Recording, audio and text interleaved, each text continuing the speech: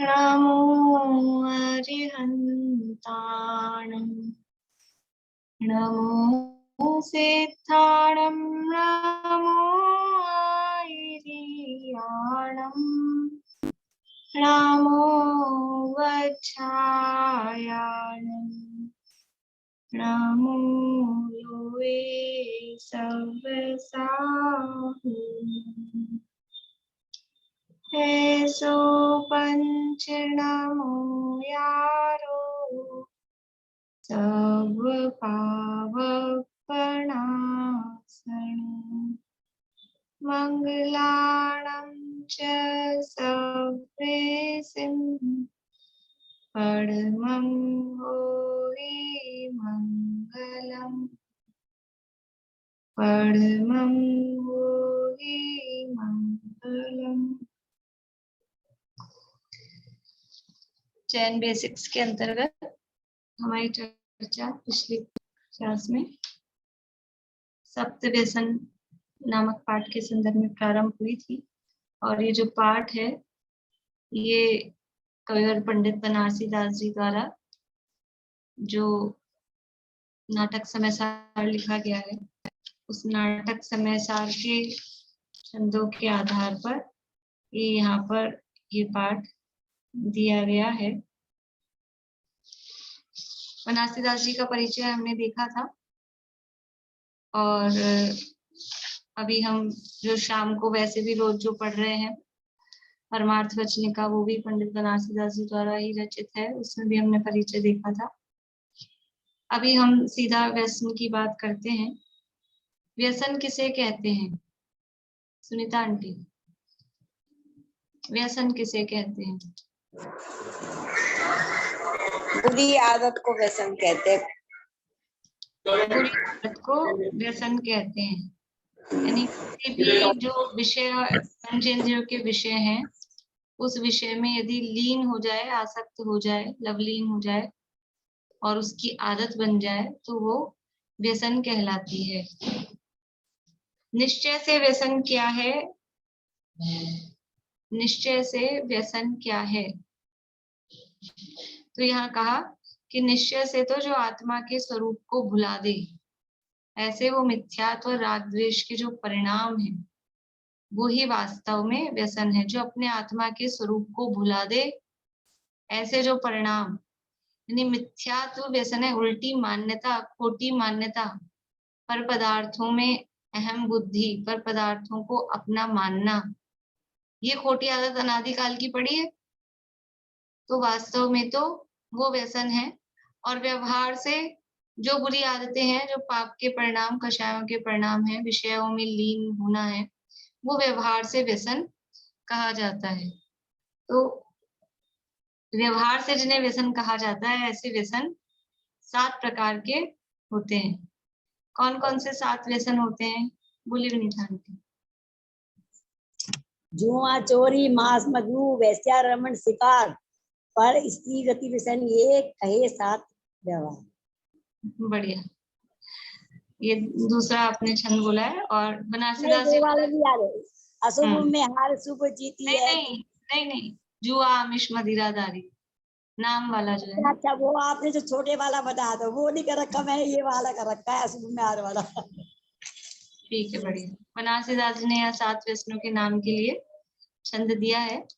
जुआ, आमिष, मदिरादारी, आखे टक चोरी पर नारी, ये ही 7 व्यसन दुखदाई, दुरित मूल दुर्गति के भाई।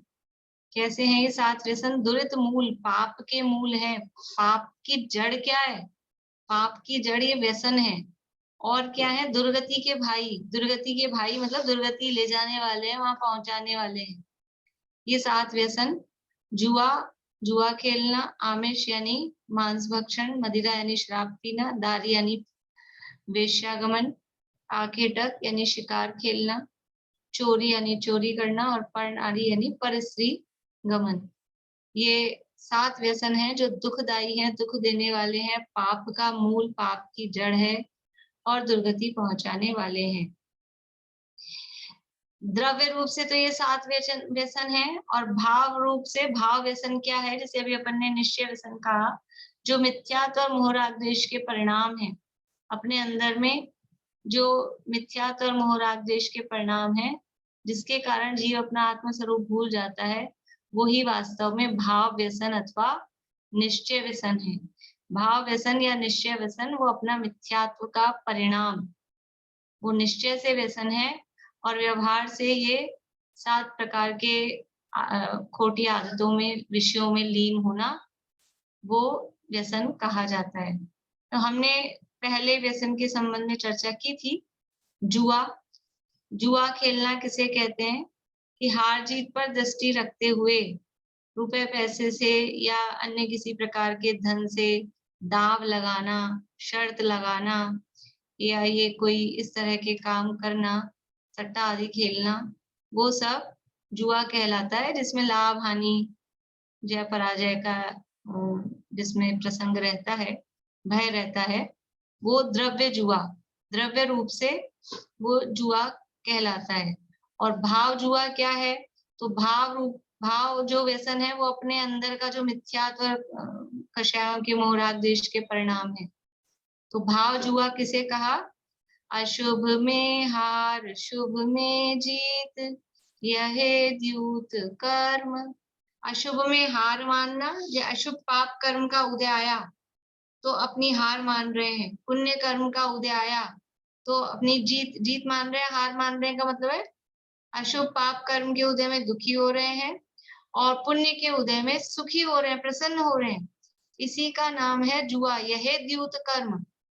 जैसे बाहर में लोक व्यवहार में जो जुआ है, उसमें हानि लाभ देखकर, हानि हो रही है तो दुखी हो रहे हैं, लाभ हो रहा है तो प्रसन्न हो रहे हैं, जीत गए तो खुश हो रहे हैं, हार गए तो दुखी हो रहे हैं। तो जैसे वहां हो रहा है वैसे ही यहाँ पुण्य का उदय आ गया तो समझ रहे हैं हम जीत गए, प्रसन्न हो रहे हैं, पाप का उदय आ गया तो समझ रहे हैं हम हार गए। देखो, उदय से, पुण्य के उदय से या पाप के उदय से, पुण्य के उदय से जीव पुण्यवान और पाप के उदय से जीव पापी, ऐसा होता है क्या? ऐसा नहीं है। पुण्य के उदय से पुण्यात्मा या धर्मात्मा और पाप के उदय से पापी, ऐसा नहीं है। उदय तो आता है। जो जीव पुण्यात्मा या पापी हो रहा है वो वर्तमान के भावों से होता है। यदि वर्तमान में भाव पाप के चल रहे हैं तो वो पापी है, वर्तमान में भाव पुण्य के चल रहे हैं तो वो पुण्यात्मा है। ये तो उदय तो पूर्व का है, लेकिन वो वर्तमान, अभी पूर्व का जो पुण्य का उदय आया उससे अपने आप को प्रसन्न हो रहा है, और फिर उसमें क्या करता है, उस पुण्य के उदय में प्रसन्न होके वो पाप कर रहा है, बल्कि तो वो पापी है, वो पुण्यात्मा नहीं है। तो पुण्य के उदय में प्रसन्न होना और पाप के उदय में दुखी होना, ये वास्तव में द्यूत कर्म है, ये जुआ है। और ये जुआ, ये मिथ्यात्व के उदय से, उल्टी मान्यता के कारण ये क्या होता है कि ऐसी मान्यता रहती है कि पुण्य में हर्षित और पाप में दुखी। होना क्या चाहिए कि पुण्य पाप फल माई, हरक बिलखो मत भाई। पुण्य और पाप के उदय में, पुण्य के उदय में भी संभाव और पाप के उदय में भी संभाव, तब तो है यथार्थ, तब तो है सही।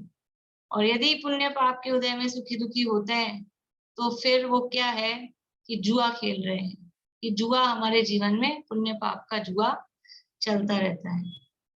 तो इस तरह से ये भाव जुआ की बात यहाँ की। अब है मांस खाना। मांस खाना ये व्यसन हो जाता है। देखो, जुआ खेलने का व्यसन, आदत पड़ जाती है। जो जुआ खेलता है बाहर में उसकी आदत पड़ जाती है, फिर रहा नहीं जाता। ताश पत्ती वगैरह में जुआ खेलते हैं तो रहा नहीं जाता। इसी तरह से मांस खाना, मांस किसे कहते हैं, मांस किसे कहते हैं, बताएंगे? मांस किसे कहते हैं? है कोई? बिंदा आंटी? रस्सियों की उत्पत्ति वाले स्थान को मांस कहा जाता है। उत्पत्ति, उत्पत्ति हो जाए, ठीक है, उत्पत्ति, क्या कहेंगे? हाँ, त्रस जीव के शरीर को, त्रस्त जीव अच्छा के शरीर को मांस कहते हैं। मांस किसे कहते हैं? एक इंद्रिय जीवों के शरीर को मांस नहीं कहते। पृथ्वी, जल, अग्नि, वायु, वनस्पति, इन जीवों का शरीर है, उसको मांस नहीं कहते। मांस किसे कहते हैं? जो त्रस्त जीव का शरीर है उसे मांस कहते हैं। उत्पत्ति वाले स्थान को मांस, वो तो उत्पत्ति तो होती रहती है त्रस्त जीवों की, लेकिन मतलब वो जो शरीर है ना उसका, त्रस्त जीव का शरीर, वही मांस कहलाता है। तो जो त्रस्त जीव हैं उनको मारकर या मरे हुए त्रस्त जीवों का कलेवर खाने में आसक्त रहना, तो मुख्य रूप से तो जो इसमें भी पंचेंद्रिय जीवों का चलता है। जो लोग मांस खाते हैं तो अपने आप मरे हैं कि उनको मारकर और फिर उनका कलेवर मतलब उनका वो शरीर जो है उसको खाना, उसको खाने में आसक्त रहना। ये भी जिसको एक बार इसका रस लग जाता है तो वो व्यसन है, वो उसको वो खाने का आसक्ति होती है, वो आदत पड़ जाती है। ये महान हिंसा का काम है।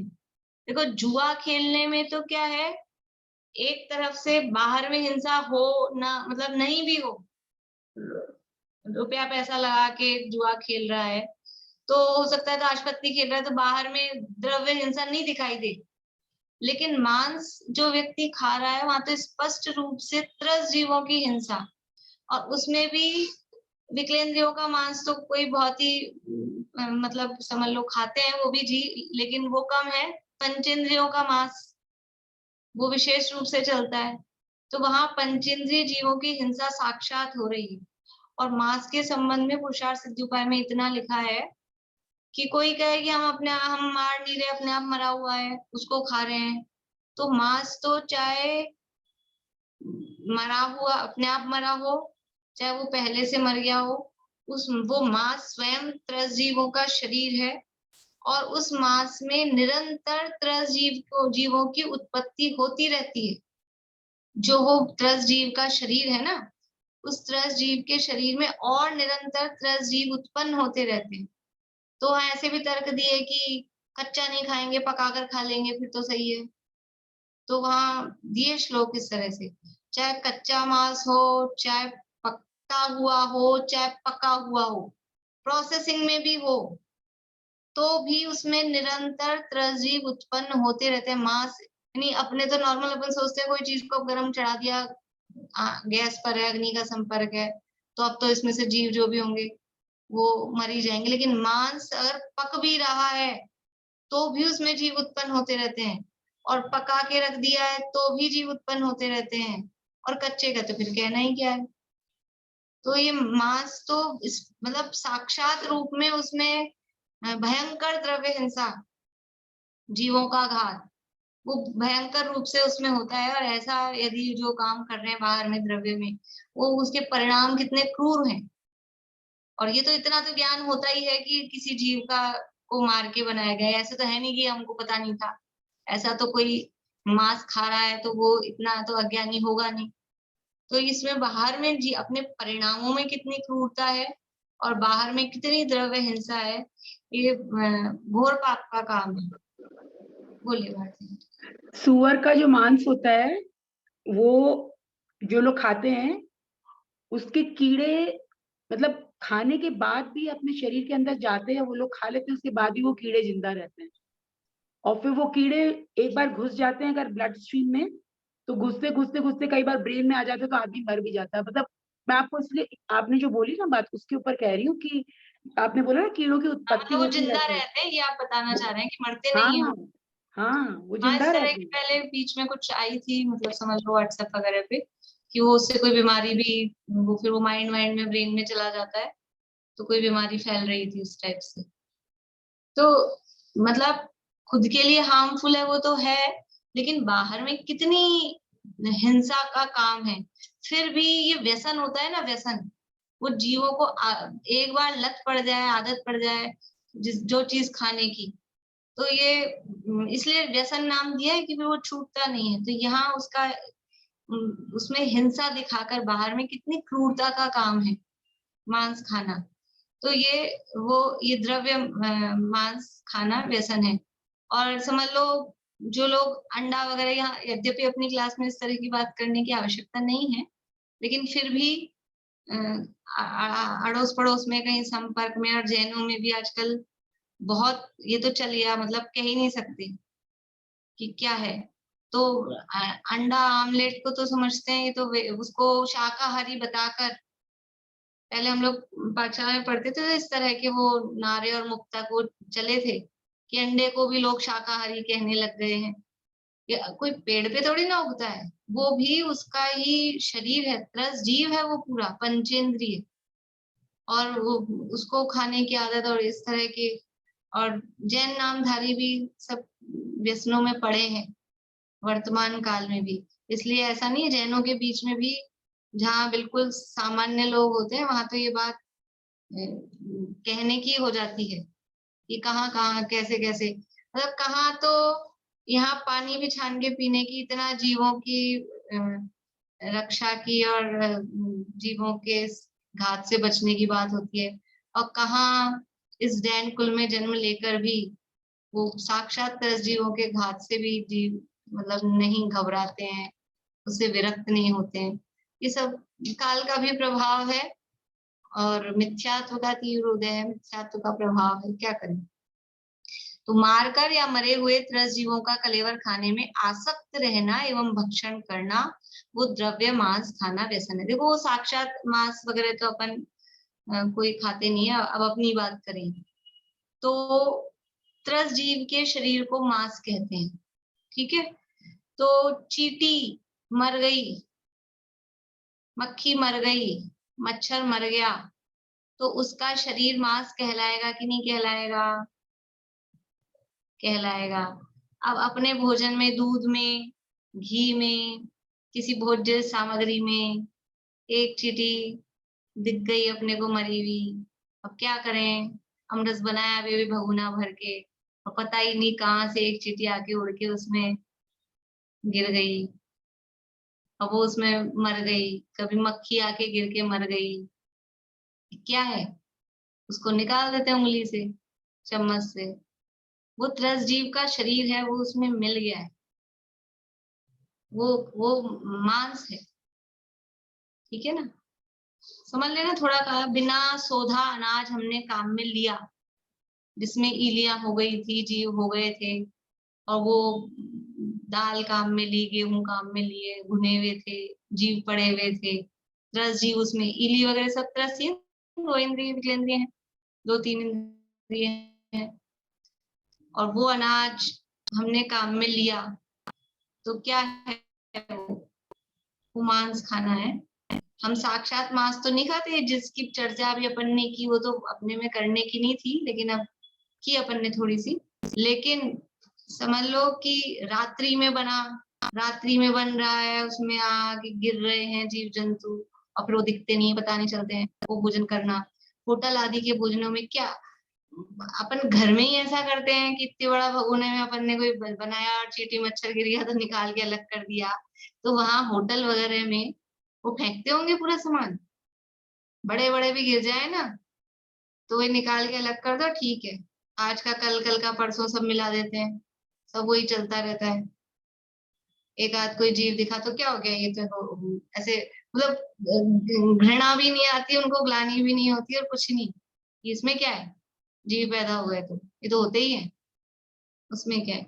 बाजार के ये तो समझ लो, ये तो सब जो लोग रिसर्च मतलब करते हैं ना इस तरह की, ये बिस्किट वगैरह जो भी बनते हैं, बिस्किट कंपनियां वगैरह जो होती हैं, सबसे घटिया भुना हुआ सड़ा हुआ गेहूं जो होता है, आटे के जो भी मैदा के बनते हैं, मैदा आटे मतलब गेहूं से ही बनाएंगे ना वो, तो वो कोई बढ़िया अच्छी क्वालिटी का बिल्कुल साफ सुथरा बढ़िया शुद्ध अच्छा जीव जंतु रहित गेहूं, वो कितना महंगा मिलेगा? तो सस्ता, वो तो दुकान खोल के बैठे ना, वो तो कमाने के लिए बैठे हैं।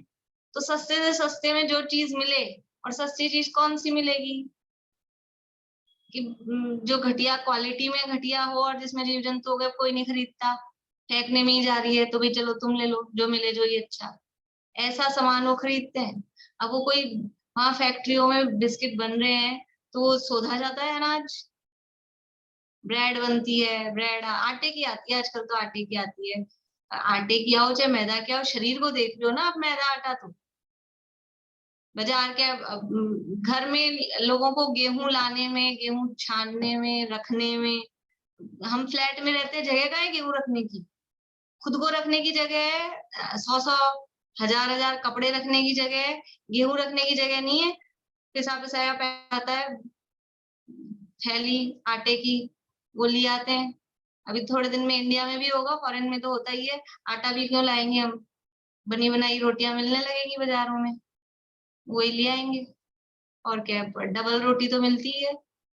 तो ये जो वो उनमें तरजीह होते हैं, जितने भी बाजार के बने बनाए सामान आते हैं, बनी बनाई जो भी चीजें हैं, अभी तो मैं ज्यादा नहीं बोल रही हूँ, ये बाजार की जो मैदा हुई, सूजी, आटे के लिए तो बोला ही है, वो सब कितने दिखते हैं ना स्पष्ट रूप से। हमको बाजार से मैदा लाओ, आप देखो उसमें इलिया वगैरह सुनसुनियां दिखती है, स्पष्ट रूप से दिखती हैं, साफ साफ दिखती हैं। उसको छान के और उसको अलग कर देते हैं, ठीक है, मैदा छानने वाली चलनी, उससे नीचे मैदा निकल जाती है, जीव ऊपर रह जाते हैं, और अपन काम में लेते हैं मजे से। क्योंकि वो आटे के बनाएंगे हम कचौरी, समोसे, मठरी, तो वो अच्छी नहीं लगती है। तो बाजार की मैदा काम में लेनी है हमको, सूजी काम में लेनी है बाजार की, जिसमें आंखों से प्रत्यक्ष जीव दिख रहे हैं।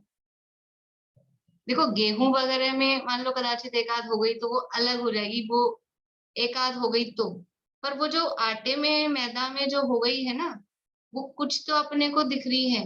इसके अलावा सूक्ष्म और अंदर, और एक एक कोई जरूरी थोड़ा ना सारे अपन निकाल पाए, वो तो अमर्यादित जो चीजें हो गई हैं, सब में तरजीब उत्पन्न हो जाती है। अब कभी वो तो दिखने लायक तो अपने को कब होते हैं, वरना तो तरजीब उनमें हो ही जाते हैं। तो जितने हम ये सब चीजें काम में लेते हैं, वो सब तरजीब उसमें उत्पन्न हो जाते हैं। तो अगर हम हमारा, अब समझ लो हम प्रतिमाधारी नहीं है, मर्यादा से करने का नियम नहीं है, बिल्कुल एग्जैक्ट मर्यादा जो जो होती है, थोड़ा बहुत ऊपर नीचे हो जाता है, तो भी यानी दोष तो लग ही रहा है।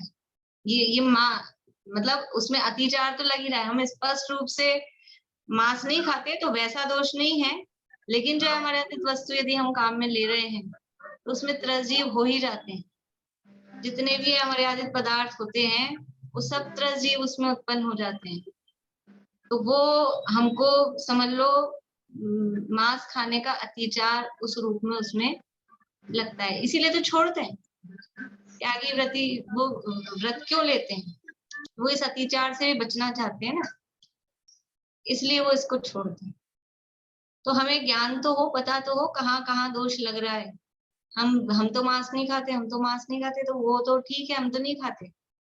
लेकिन ये जितनी भी बाजार के रेडीमेड चीजें हम लाते हैं, और भी बहुत सारी चीजें आती है, अब क्या बोले, समझ लो बाजार के यीस्ट डलता है, बाजार के पिज्जा विज्जा जो आते हैं, ब्रेड में भी डलता ही है वो यीस्ट। वो यीस्ट का मतलब ही है उसमें तरजीब उत्पन्न हुए हैं। वो जो यीस्ट डला है, यीस्ट डाल के वो बनाया गया, वो जो फर्मेंटेशन उसमें हुई है, उसमें तरजीब उत्पन्न हुए हैं। हम लोग अब तो शायद कम हो गया, पर पहले समझ लो डोसा बनाना है, इडली बनाना है, तो पीस दिया, कभी तो रात में ही पीस दिया तो उसको रख रहे हैं, नहीं तो सुबह से पीस दिया, फिर धूप में रख रहे हैं, फिर दूसरे दिन बना रहे हैं, तो वो सब भी उसमें फिर जीव उत्पन्न हो जाते हैं। तो कोई भी वस्तुएं अपने यहाँ तो मर्यादा कही गई है, कोई भी बना हुआ भोजन हो 6 घंटे से अधिक उसकी मर्यादा है ही नहीं। 6 घंटे बाद उसमें अलग अलग मर्यादाएं दी गई हैं। समझ लो रोटी की, सब्जी की 6 घंटे है, तली भी है, अगर कढ़ाई में तला है तो एक दिन की है, 24 घंटे की है, तवे पे पराठे बनाए हैं तो 12 घंटे की, सबकी मर्यादाएं अलग अलग दी। मर्यादा से बाहर होते ही वस्तुएं, उनमें त्रस जीवों की उत्पत्ति हो जाती है। तो वहां सूक्ष्म रूप से मांस खाने का अतिचार उस रूप में लगता है, लेकिन हमें भावना हो जितना पालन कर सके, और भावना ऐसी हो, पर कम से कम जहाँ मोटी मोटी हिंसा हो रही है स्पष्ट रूप से, जहाँ मोटे मोटे जीव दिख रहे हैं, और फिर भी उसके प्रति हमको अंदर से ग्लानि नहीं आए कि ऐसी वस्तुएं हम, और फिर ऐसा है देखो कुछ तो कि अब अपनी समझ लो उम्र हो गई है, ज्यादा जहाँ कहीं जाने आने की जरूरत ही नहीं है, फिर भी छूटता नहीं है कि साहब हमारे घर में बनता है, ऐसे वैसे बहाने हैं ये। हाँ, हमारे घर में बहू बेटियां यही बनाती है, यही खिलाती हैं, ये सब थोड़े बहाने हैं। खुद अंदर से थोड़ा दृढ़ हो, वास्तव में विरक्ति आए, अंदर से खुद की आसक्ति नहीं छूटी है खाने पीने की, तो ये बाजार की वस्तुएं कोई जबरदस्ती नहीं बाउंड करता है कि आप बाजार की वस्तुएं खाओ। इसलिए ये हमको हमारे लेवल पर देखना चाहिए कि हमारे लेवल पर हमारे जीवन में कहाँ ये मांस का अतिचार, बहुत दिनों का, 2-2 4-4 महीने का, 6 महीने का अचार बना बना के रखना, ये क्या है? साल भर का अचार डाल के बरनियां बड़ी बड़ी भर भर के अचार, मुरब्बा, ये वो सब रखते हैं, ये क्या है? सब में त्रस जीव उत्पन्न हो जाते हैं। वो अपन बोलते हैं ना, गल गई कैरी, गालते शब्द ही ऐसा दे रहे हैं। गल गया का मतलब क्या है? गल जाती है चीजें, जब गल जाती है का मतलब है सड़ जाती है, सड़ जाती है का मतलब है उसमें जीव उत्पन्न हो गए। कोई भी फल फ्रूट ऐसा है जिसमें स्मेल आने लगी है, दुर्गंध आने लगी है, इसका मतलब क्या है? फल सब्जी कोई भी है, कोई बनी हुई वस्तुएं भी है जिसमें दुर्गंध आने लगी है, उसका चलित रस नाम का अभक्ष्य है, तो इसका मतलब है उसमें त्रसजीव उत्पन्न हो गए हैं। दुर्गंध तभी आती है जब त्रसजीव उत्पन्न होते हो। शरीर में कोई फोड़ा फुंसी हो ना, और उसमें से दुर्गंध आ रही हो, मतलब वो पस पड़ जाता है, तो उसमें जीव पैदा हो जाते हैं, तो वो दुर्गंध आने लगती है। तो ऐसे ही फल सब्जियों आदि में भी दुर्गंध आ रही है, इसका मतलब है वो फेंक देने योग्य है, उसमें खाने योग्य नहीं है, उसमें त्रस जीव उत्पन्न हो गए हैं। इसी तरह से अपना शरीर ये मांस है कि नहीं है? अपना शरीर त्रस जीवों का शरीर है, मांस है, तो उंगली कट गई तो क्या करते? तुरंत मुंह में ले लो, तो वो खून जो मुंह में गया, वो खून में असंख्यात त्रस जीव हैं, तो वो त्रस जीव, वो मांस खाने जैसा दोष है यदि खून पिया। दांत टूट गया है या मुंह में लग गई है और मुंह के अंदर ही खून आ रहा है, तो क्या करें? तो उसको बाहर थूको। वो अगर अंदर हम पी रहे हैं उस खून को, तो मांस खाने का दोष है। कुछ लोग अपनी स्किन खाते रहते हैं, खाल कोई, चमड़ी कोई खा गए अंदर, तो ये भी क्या है? ये भी मांस है। मतलब आदतें जो होती है, कुछ लोग नाखून काटते रहते हैं, काट के खा भी जाते होंगे, मुझे नहीं मालूम क्या करते हैं उसका काटते काटते। तो ये सब, ये हमारे जो हमारे जीवन में किस तरह से ये अतिचार चलते हैं मांस खाने संबंधी। तो बच्चों को भी सिखाएं कभी भी कि लग जाए तो मुंह में उंगली डाल लेना, खून आ रहा हो तो अंदर नहीं, वो मांस खाने का दोष उसमें लगता है। खून में त्रस जीव होते हैं, इसीलिए ब्लड डोनेशन अपने यहाँ नहीं कहा। जैन धर्म में 4 प्रकार के दान कहे हैं: औषधि, शास्त्र, अभय, आहार। इसके अलावा खून रक्तदान ये जैनों की परंपरा नहीं है। खून में असंख्यात त्रस जीव होते हैं, वो इधर से उधर जाने में वो सब मर जाते हैं, इसलिए वो महाहिंसा का काम होता है। इसलिए रक्तदान के शिविर और रक्तदान ये जैनों की परंपरा नहीं है। कहीं कोई व्यक्तिगत कोई परिस्थिति हो, परिस्थिति वश कभी देना पड़े, लेना पड़े, वो अलग मैटर है, लेकिन यूं ही उसको धर्म मान के कि हम बहुत बड़ा धर्म का काम कर रहे हैं, आज हमारा जन्मदिन है और हमने तो ब्लड डोनेट किया है, ब्लड डोनेट करके आए हैं, तो बहुत बड़ा धर्म करके आए हैं। धर्म नहीं करके आए हैं, वो खून में जो त्रस जीव होते हैं असंख्यात, वो सब मर जाते हैं। तो इस तरह से ये मांस खाना, ये तो अभी अपनी द्रव्य मांस खाने की ही चर्चा चल रही है कि किस तरह से मांस भक्षण हमारे जीवन में भी न चाहते हुए भी अज्ञानता से, हमें पता ही नहीं है, और कहाँ कहाँ हमारे जीवन में मांस खाने का अतिचार लगता रहता है। अभी देखिए, भाव मांस खाना क्या है, निश्चय से मांस खाना क्या है, तो वो यहाँ कहा, देखिए,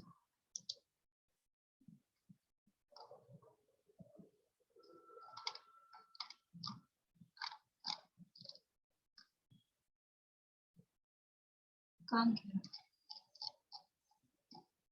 ये रहे नीचे नीचे लास्ट लाइन में, देह की मगनताई यह मांस भकीवो। मांस भक्षण क्या है? ये शरीर है ना, ये मांस है, त्रसजीवों के शरीर को मांस कहते हैं, और ये अपना जो शरीर है ये मांस है, और इसमें मगन हो रहा है। देह की मगनताई, देह की मगनताई क्या है? तन उपजत अपनी उपज जान, तन नशत आपको नाशमान। मैं सुखी दुखी मैं रंग राव, मेरे धन ग्रह गोधन प्रभाव। मैं गोरा काला मोटा पतला लंबा ठिगना। यह देह की मगनताई, इस शरीर में ही आसक्त होना। आते जाते घर में जगह जगह कांच लगे होते हैं, और कांच के आगे से निकले और एक सेकंड रुके नहीं, ऐसा हो सकता है? वो जब जब कांच के आगे खड़े हो ना, दर्पण के आगे, तो ये याद आनी चाहिए लाइन, देह की मगनताई यह मांस भगी वो। यदि हम सजाने संवारने श्रृंगार में लग रहे हैं, चमकाने में लग रहे हैं शरीर को, ये क्या हो रहा है? मांस भक्षण कर रहे हैं। बाहर से सजाने संवारने चमकाने में लग रहे हैं, और अंदर में ये शरीर ही मैं हूं, ये जो मान्यता है, इस मान्यता का नाम है मांस भक्षण।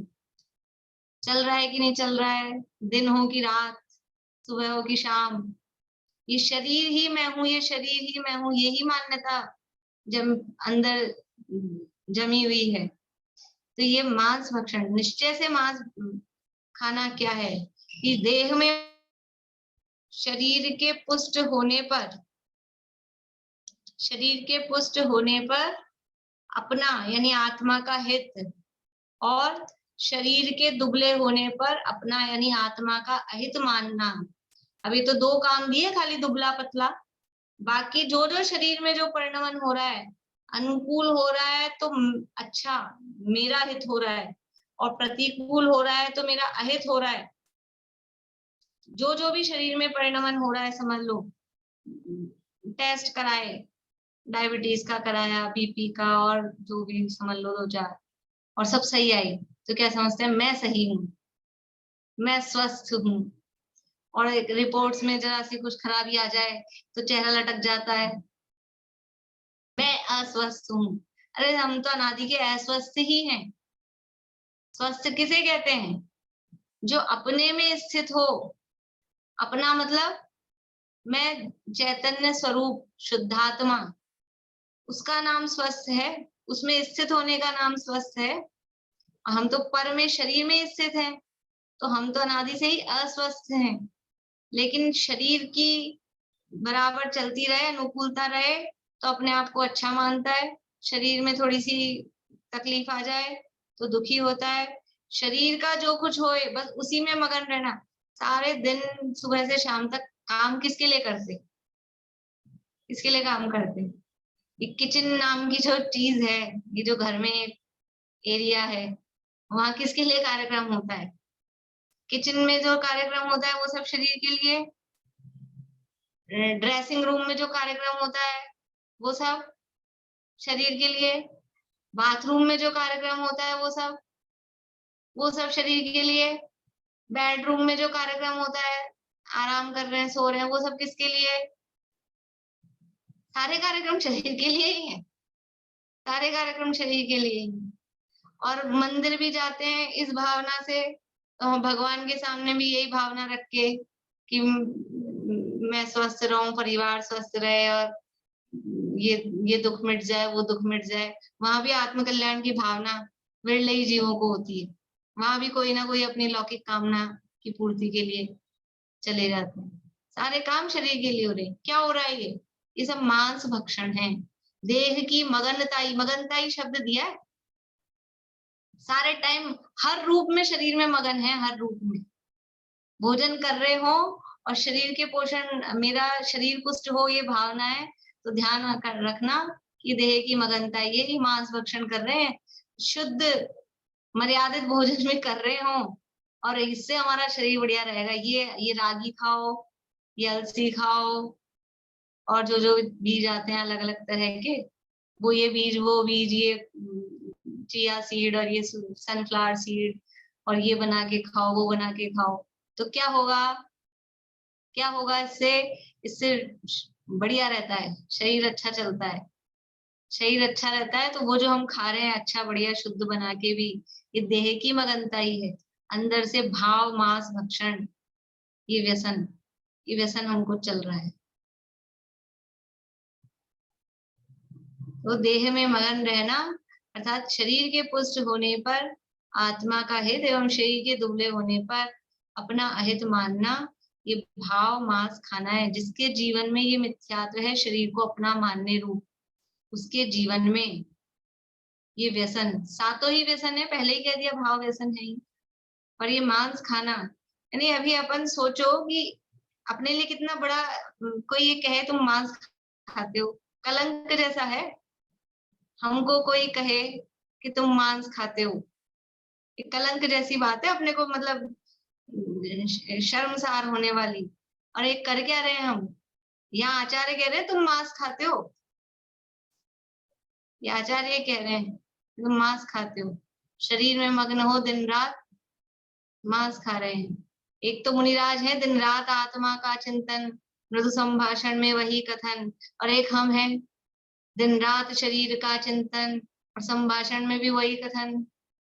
आप कैसे हो, हम कैसे हैं, तबीयत तो बढ़िया है ना, क्या पूछते हैं एक दूसरे से मिलते हैं।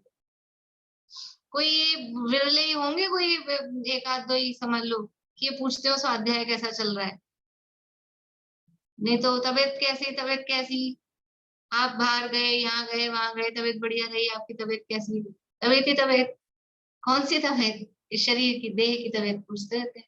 सब शरीर में मगन है, अपने शरीर में और दूसरे के शरीर।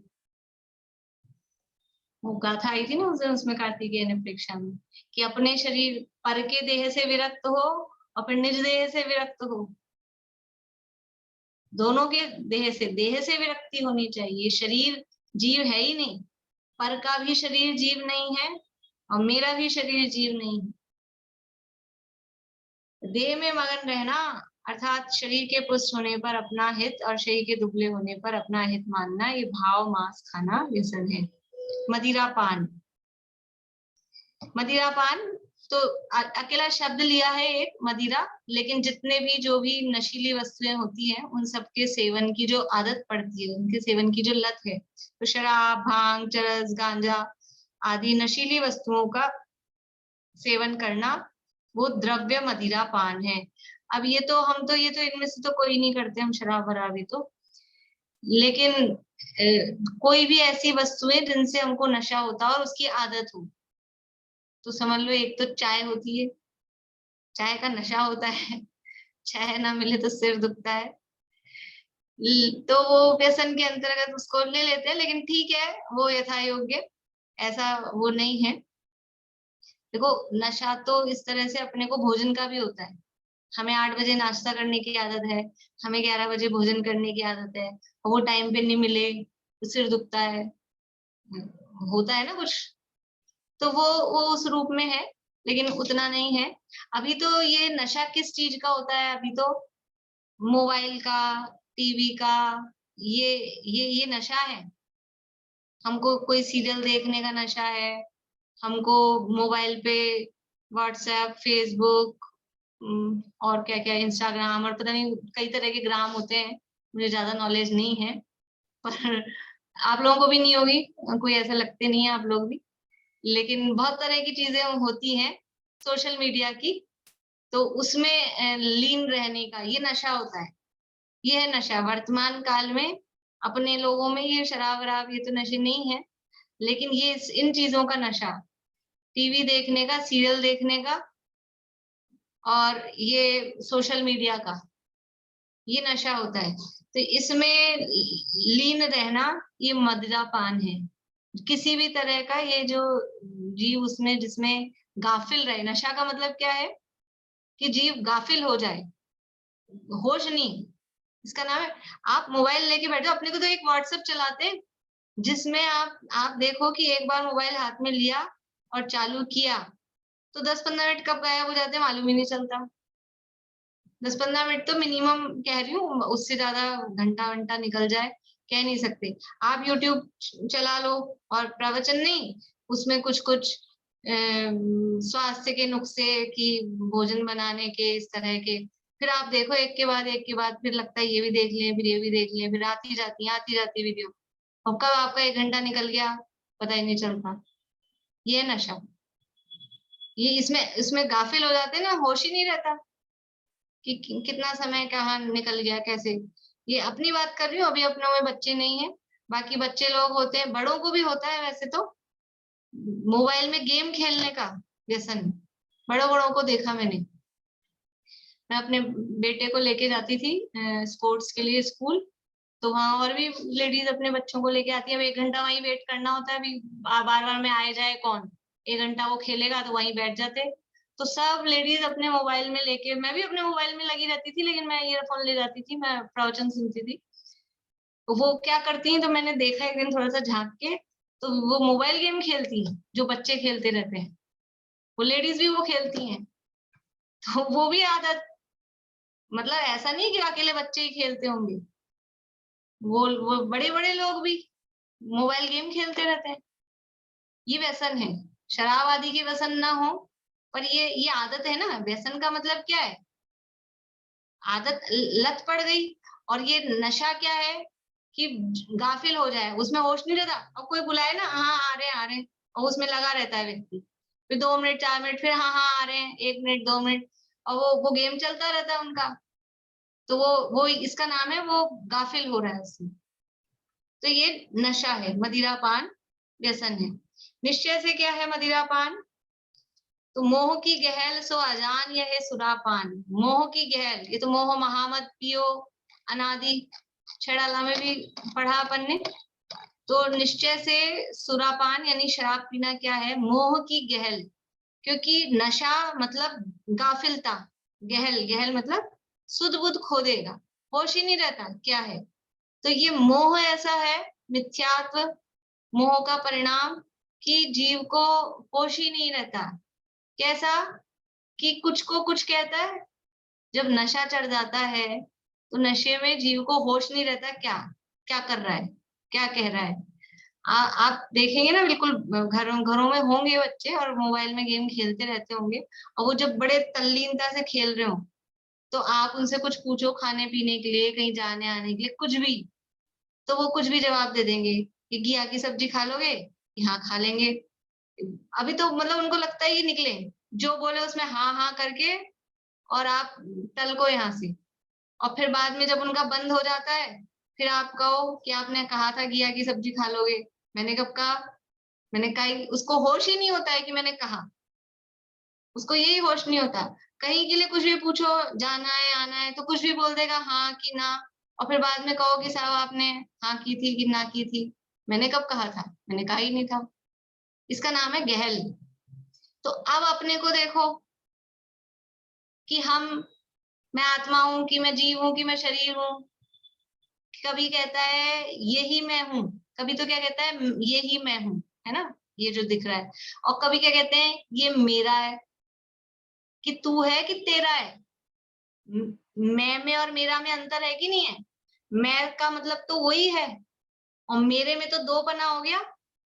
मेरा मोबाइल, मैं थोड़ी ना हूं, मोबाइल अलग है, मैं अलग हूँ, मेरा मोबाइल ऐसा कहेंगे।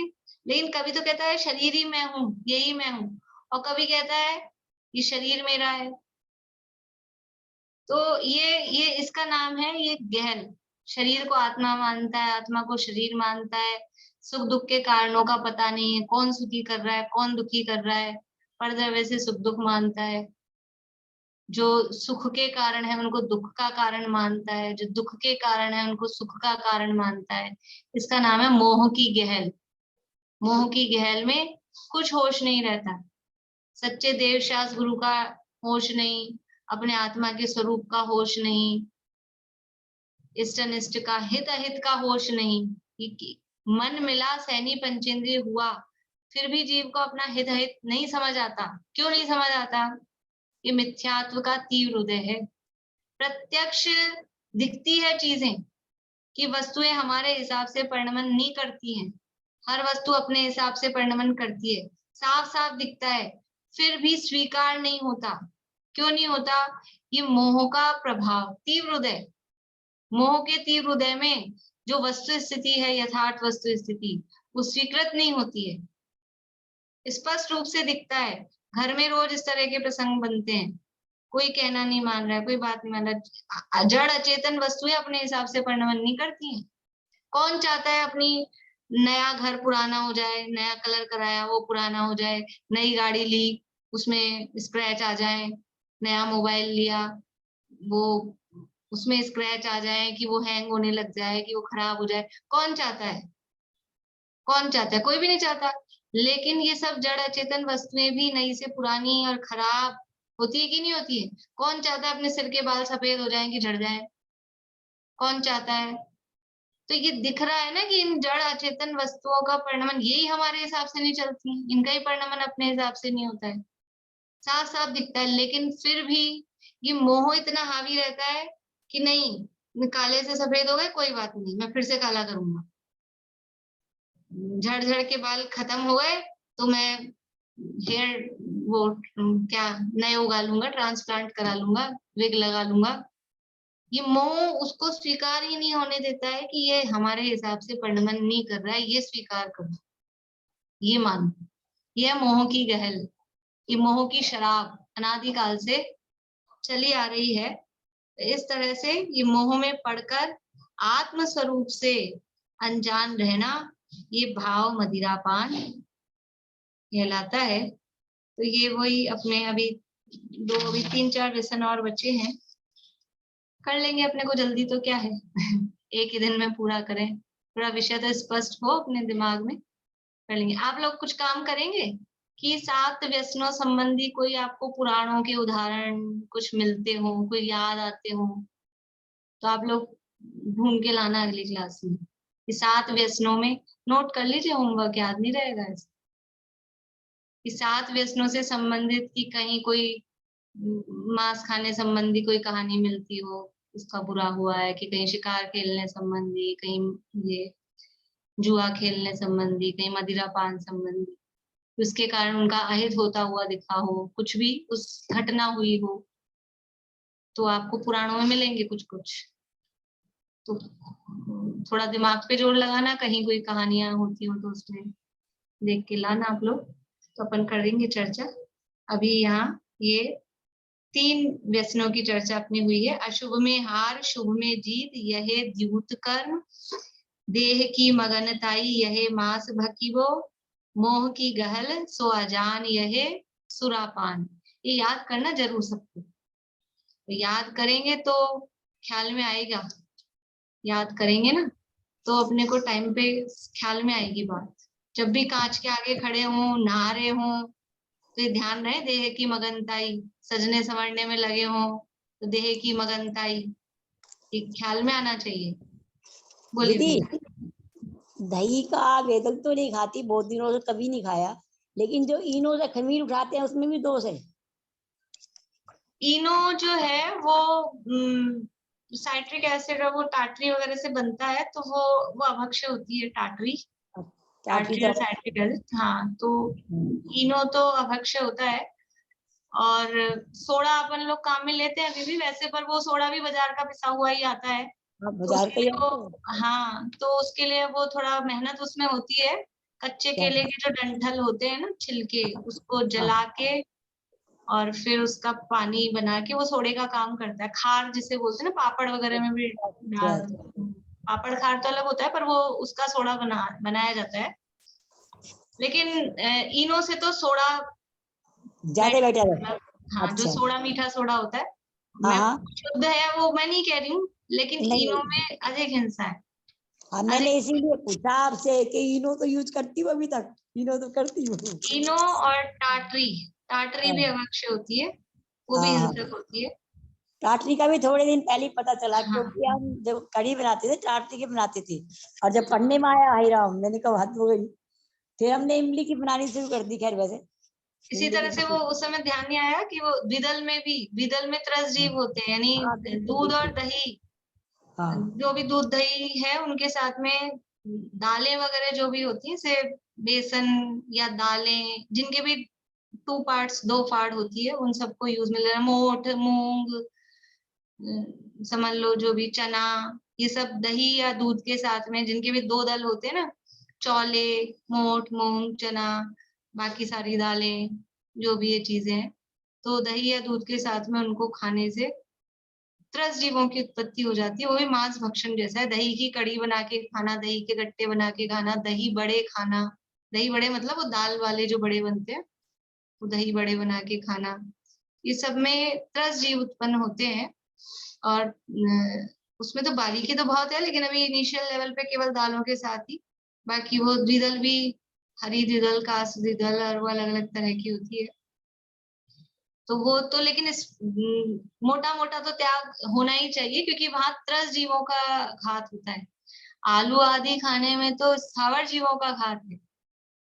आलू खाने योग्य नहीं कह रही हूं मैं, लेकिन कंपेयर किया जाए तो द्विदल के भक्षण में आलू खाने से भी अधिक दोष है।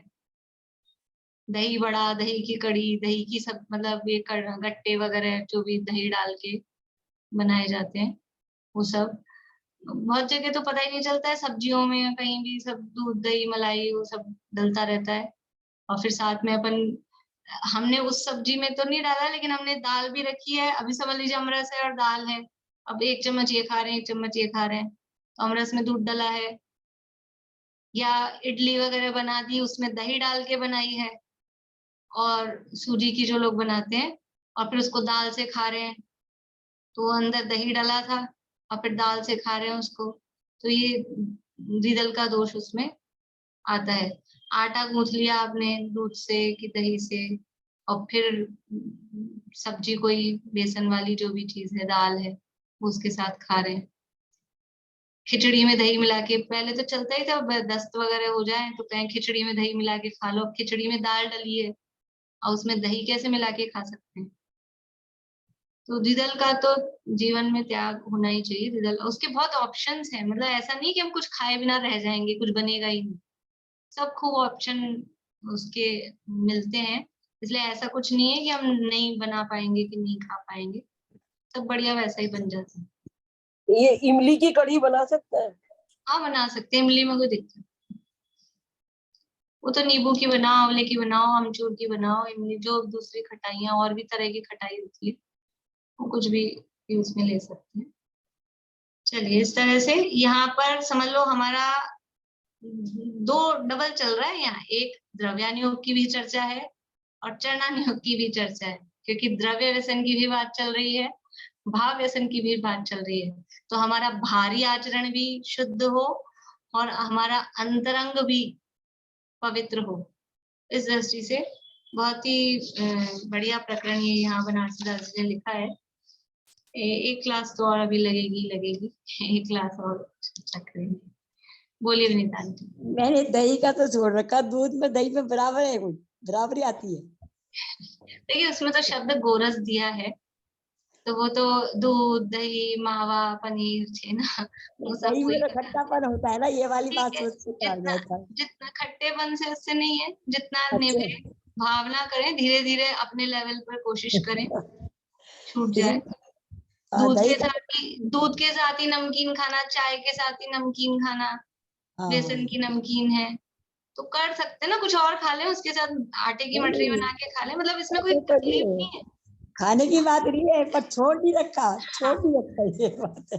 तो वो थोड़ा सा करें, हम चाहें तो हो सकता है। वो क्या होगा कि हम त्याग ले लेंगे ना, तभी निभेगा। हम ऐसे सोचेंगे कि नहीं नहीं, तब नहीं निभ पाएगा। कुछ चीजें होती है पहले छोड़नी पड़ती है, फिर भाव भी उसके हिसाब से हो जाते हैं, और परिस्थिति भी, मतलब वो अपन जो काम करते हैं वो भी उस हिसाब से हो जाते हैं। और कुछ ऐसे होते हैं कि पहले भाव हो तब छूटे, लेकिन यहाँ कहीं कहीं तो पहले नियम ले लो आप, थोड़े थोड़े टाइम का लो भले ही अभ्यास के रूप में, लेकिन फिर वो छूटती है। बोलिए रजनी जी। आपका बंद है माइक, नेटवर्क भी स्लो है, गायब भी होगा शायद, नेटवर्क गया। चलिए अपन जिनवाणी स्तुति बोलते हैं, तब तक वो ज्वाइन होंगे, फिर पूछेंगे तो देखेंगे। भारती आंटी आप बोलेंगे जिनवाणी स्तुति? याद हो गई आपको? लास्ट की 2 लाइन याद नहीं ठीक से। शुरू का याद है, बाद का याद नहीं। चलिए बोलिए, फिर बाद में मैं बोलूंगी।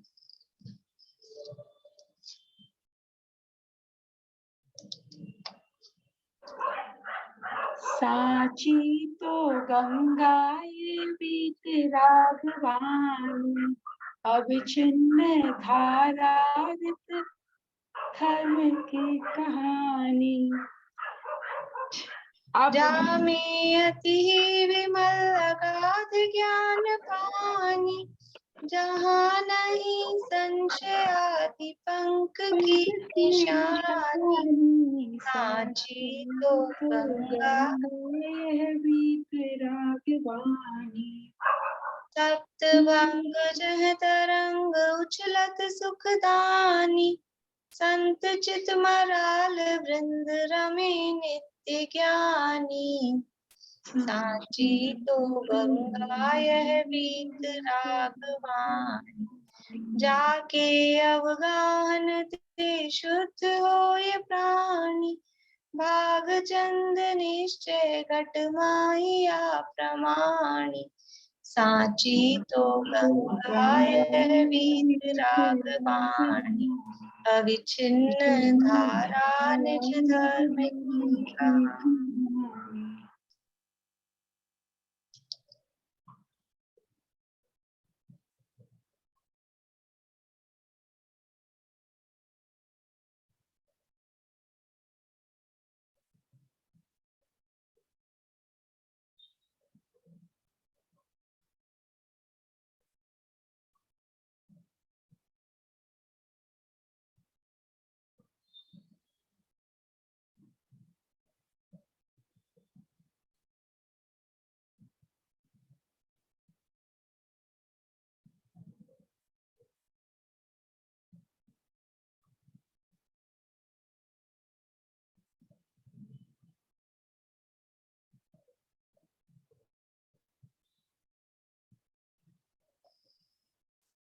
जय उदार श्याम जिमानी माता की जय। बोलिए रजनी जी, आप उस समय नेटवर्क चला गया था आपका। हाँ, नहीं मैं पूछ रही थी अभी कौन सी बुक पढ़ा रहे हैं आप, भाग ये कौन सा है? वीतराग ज्ञान पार्ट 2, वीतराग ज्ञान Part 2। पाठमाला भाग 2। हाँ, ठीक। जय जी। अच्छा।